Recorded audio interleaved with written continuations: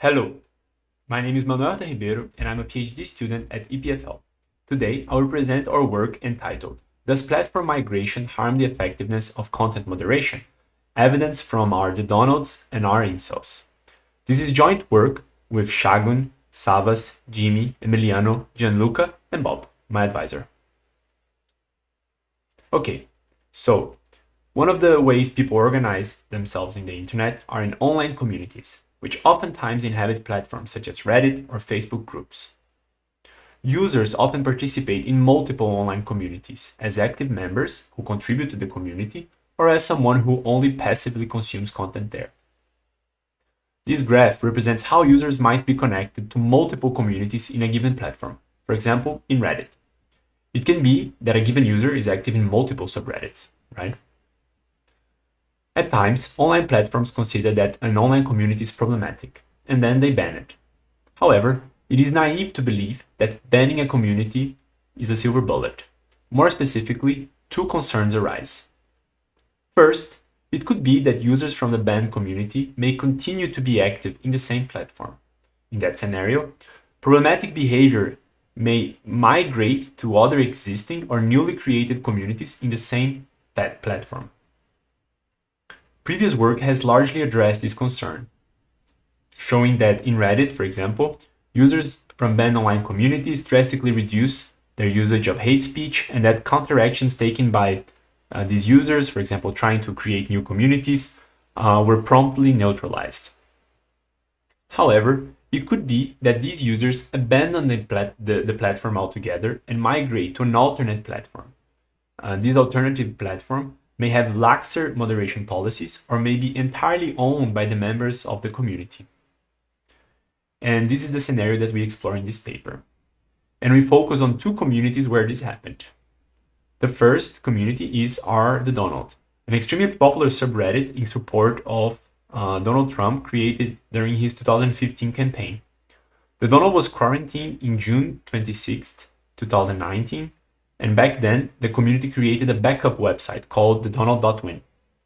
Then, in early 2020, Reddit completely locked the Donald, preventing users from posting in the subreddit. Nonetheless, the pinned post in the community was a link to the backup website, right? So users promptly flocked to the new website. A second community with a similar story is Incels. It was created in 2013, but went on to grow in popularity only years later, around 2016. In 2017, the subreddit was quarantined, and shortly after, it was banned. Users in the community organized themselves around Discord chats and newly created subreddits and orchestrated a migration to Incels.co, a standalone message board style website. Given these communities, we ask, how have these toxic communities progressed after migrating to different platforms? And here we focus on two dimensions. We analyze whether these communities retain their activity levels and the capacity of attract new members and so on. And we analyze whether the communities became more toxic or ideologically radical following the migration. Okay, but how do we measure those things? To measure their activity, we look at the amount of distinct posts, distinct users posting, and at the number of newcomers they had before and after the migration. And to measure radicalization, we look at text-derived signals that would indicate radicalization in these communities. For this presentation, we focus on a subset of the signals that we look in the paper, and they are machine learning derived toxicity score. We use the Perspective API, and first and third person plural pronouns, whose increase has been linked with radicalization in previous work. Right, so we know what signals we're looking at, but how do we measure the change? And the answer to that question is that the bulk of our analysis follow a regression discontinuity design. We compare the aforementioned signals before and after the migration with a linear model that I'm showing here, but that I'll explain from the ground up so it's clear. We begin with a time series of one of the variables of interest, which is y in the plot, through time, right? Because it's a time series, which is x. And in here, y could be anything, right? Y could be, for example, the number of posts. And this time series is centered around the migration date, where x equals 0, right?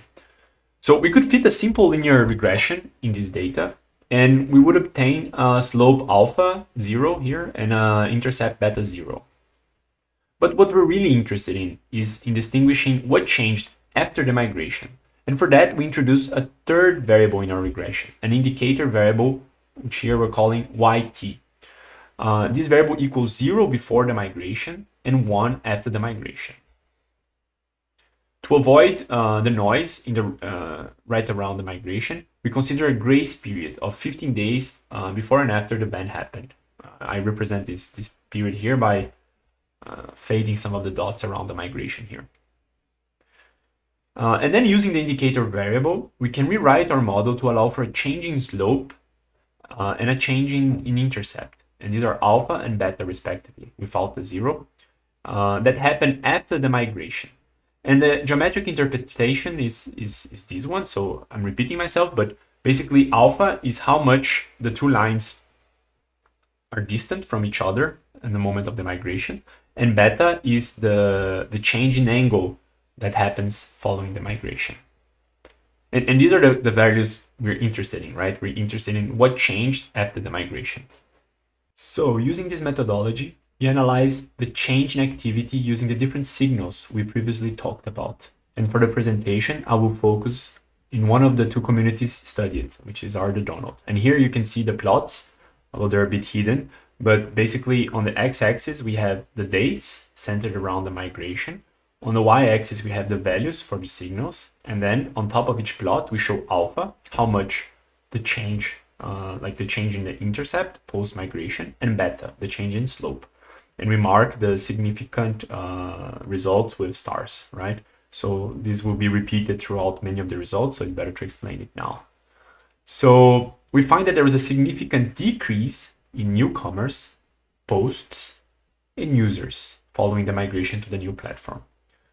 However, interestingly, if we consider the number of posts per user, we find that they actually increase quite substantially, going from around 3.8 in the pre-migration times to 5. Note that in the plot, we highlight the killing of George Floyd with a red X, since we found it to be associated with a spike in activity in the Donald. We reran this analysis excluding data from after this event and found largely the same results. Okay, so similarly, we can also run the analysis with the radicalization-related signals previously described. In here, we find an increase in these signals overall.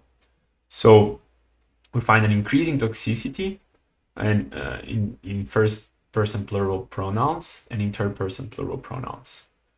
However, the pronouns increased in very distinct ways, right?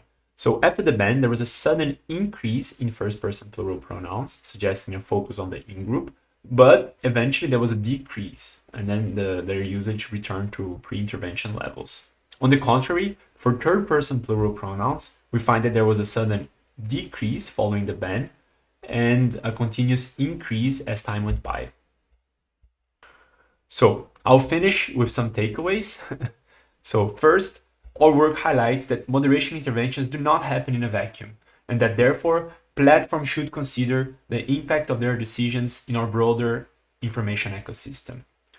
Second, our results suggest that banning a community may result in a smaller but more extreme community elsewhere, right? Because there is behavior change in that regards. And in that context, we argued that if communities ought to be banned, platforms should do it before they grow large. So that's it. Thank you very much for your attention. And please reach out if you're interested and if you want to talk about this work. Thanks.